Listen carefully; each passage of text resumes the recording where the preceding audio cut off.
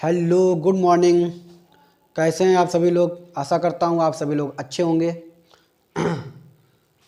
जैसा कि आप सभी लोग जानते हैं कि करंट अफेयर हर एग्ज़ाम के लिए बहुत इम्पोर्टेंट है, चाहे वो एसएससी हो, चाहे यूपी पीसीएस हो, आरओ हो।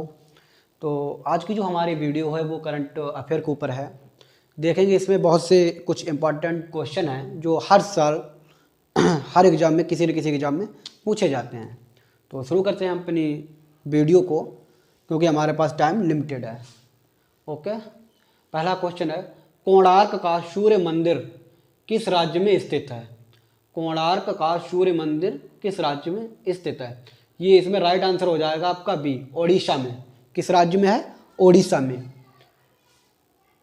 नेक्स्ट क्वेश्चन है, किस व्यक्ति को सर्वप्रथम भारत रत्न पुरस्कार दिया गया?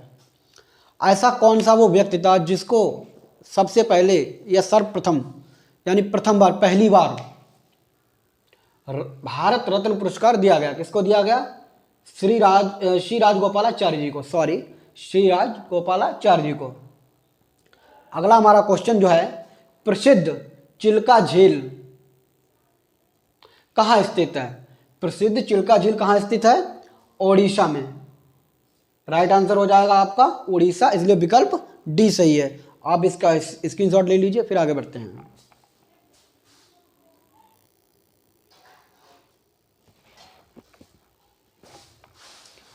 तो देखते हैं अपने अगले क्वेश्चन को। लोकसभा का उम्मीदवार होने के लिए न्यूनतम आयु क्या है? आप लोकसभा का उम्मीदवार जब भी हो सकते हैं जब आपकी आयु 25 वर्ष होगी। कितनी होगी? 25 वर्ष, 25 वर्ष। इसलिए हमारा विकल्प बी सही हो जाएगा।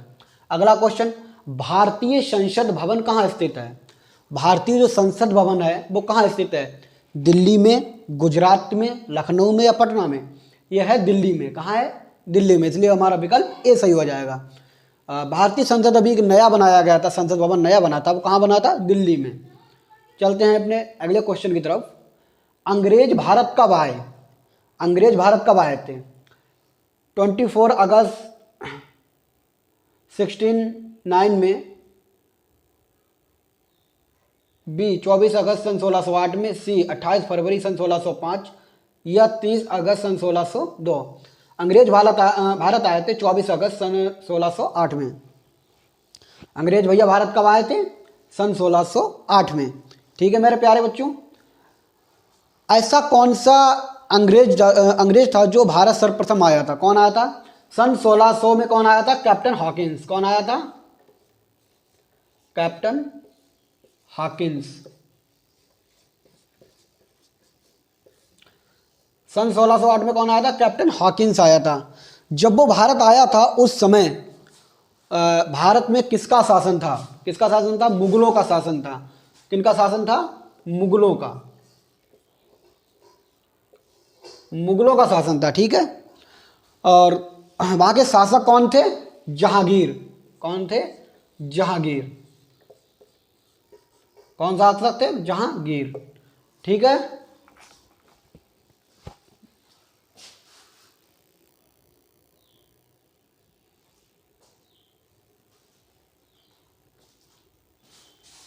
अगला क्वेश्चन है हमारा, किस राज्य में साक्षरता दर सबसे अधिक है? साक्षरता का मतलब समझते हो मेरे प्यारे बच्चों? साक्षरता का मतलब है पढ़े लिखे लोग, साक्षर लोग। किस राज्य में सबसे ज़्यादा हैं? तो वो आपका हो जाएगा केरल। किस राज्य में? केरल। इसलिए हमारा विकल्प ए सही है। बढ़ते हैं अगले क्वेश्चन की तरफ। भारत का लौह पुरुष किसे कहा जाता है? भारत का लौह पुरुष किसे कहा जाता है? रतन टाटा को, महेंद्र सिंह को, दादा भाई नौरोजी को या सरदार वल्लभ भाई पटेल जी को? सरदार वल्लभ भाई पटेल जी को हम लौह पुरुष कहते हैं, इसलिए हमारा विकल्प डी करेक्ट हो जाएगा। ठीक है मेरे प्यारे बच्चों, सरदार वल्लभ भाई पटेल जी के बारे में थोड़ा और डीपली से जान लेते हैं। सरदार वल्लभ भाई पटेल जी को लौह पुरुष क्यों कहा जाता है? लौह पुरुष क्यों कहा जाता है? जब हमारा देश आज़ाद हुआ था, जब हमारा देश क्या हुआ था? आज़ाद हुआ था। कब आज़ाद हुआ था? 1947 में। उस समय हमारे देश में 562 रियासतें थी। कितनी थी? 562। जब हमारा देश आज़ाद हुआ था उस समय भारत में 562 जो थी रियासतें थी। ये पहले जो थी इकट्ठी नहीं थी, अलग अलग टुकड़ों में बिखरी हुई थी। इनको जो एकत्रित करने का जो काम किया, जो कार्य किया, वो हमारे सरदार वल्लभ भाई पटेल जी ने किया। इसीलिए इनको हम लौह पुरुष भी कहते हैं। क्या कहते हैं? लौह पुरुष कहते हैं।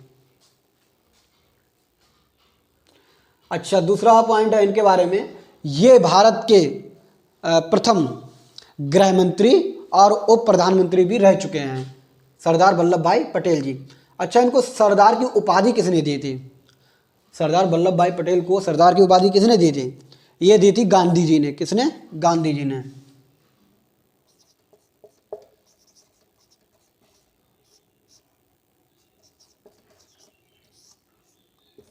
गांधी जी ने जो था इनको सर्वप्रथम सरदार कह के संबोधित किया था। तो बढ़ते हैं अपने नेक्स्ट क्वेश्चन की तरफ। विज्ञान की जननी किसे कहा जाता है? विज्ञान की जननी किसे कहा जाता है मेरे प्यारे बच्चों? विज्ञान विज्ञान विज्ञान की जननी किसको कहा जाता है? गणित को। गणित एक ऐसा सब्जेक्ट है, अगर वो गणित नहीं होगा तो कोई भी सब्जेक्ट अपने आप में फुल नहीं है, चाहे भूगोल हो, इतिहास हो, इंग्लिश हो। गणित की जो है हमको हर सब्जेक्ट में क्या पड़ती है? ज़रूरत पड़ती है। इसलिए गणित जो है हर सब्जेक्ट की, वैज्ञानिक या भूगोल विज्ञान, इतिहास विज्ञान, अंग्रेजी, सब में जो है गणित की आवश्यकता होती है। इसलिए गणित जो हो जाएगा हमारा करेक्ट राइट आंसर हो जाएगा विकल्प ए।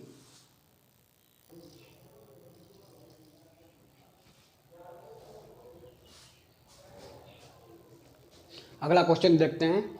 Grand old man of India के नाम से, grand old man of India के नाम से किसे जाना जाता है? किस व्यक्ति को जाना जाता है? दादा भाई नौरोजी जी को। इसलिए हमारा विकल्प ए करेक्ट हो जाएगा। बढ़ते हैं नेक्स्ट क्वेश्चन की तरफ। निम्नलिखित देशों में कौन सा विश्व में आयोडीन का अग्रणी उत्पादक है? कौन सा हो जाएगा? चिली। चिली जो देश है वो आयोडीन का अग्रणी उत्पादक देश है। अच्छा, ये क्वेश्चन जो है यूपी पीसीएस में 2017 में पूछा गया था। किसमें पूछा गया था? 2017 में ये पूछा गया था। अगला चलते हैं। द एक्सीडेंटल प्राइम मिनिस्टर पुस्तक के लेखक कौन है? द एक्सीडेंटल प्राइम मिनिस्टर पुस्तक के लेखक कौन है? राजदेव सरदेसाई, करण थापर, संजय बारू या कुलदीप नायर? इसमें हमारा करेक्ट हो जाएगा सी, संजय बारू। ये भी क्वेश्चन यूपी पीसीएस 2016 में पूछा गया था। 2016 में ये क्वेश्चन पूछा गया था।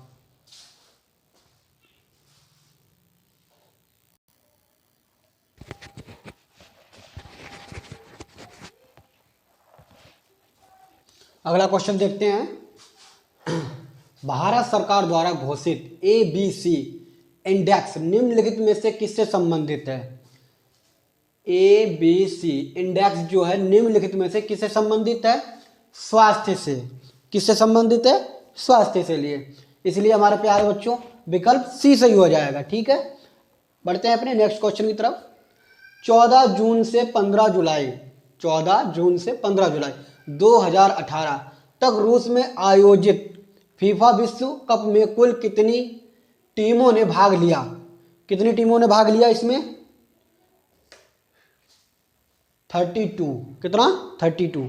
ओके, आगे बढ़ते हैं। नीति आयोग का प्रथम उपाध्यक्ष कौन था? नीति आयोग का प्रथम उपाध्यक्ष कौन था? अरविंद पनगाड़िया। इसलिए हमारा विकल्प ए सही हो जाएगा। ठीक है मेरे प्यारे बच्चों, ये क्वेश्चन जो था पीसीएस 2018 में पूछा गया था। ये वाला क्वेश्चन 2017 में पूछा गया था पीसीएस में। किसमें? पीसीएस में। और ये वाला क्वेश्चन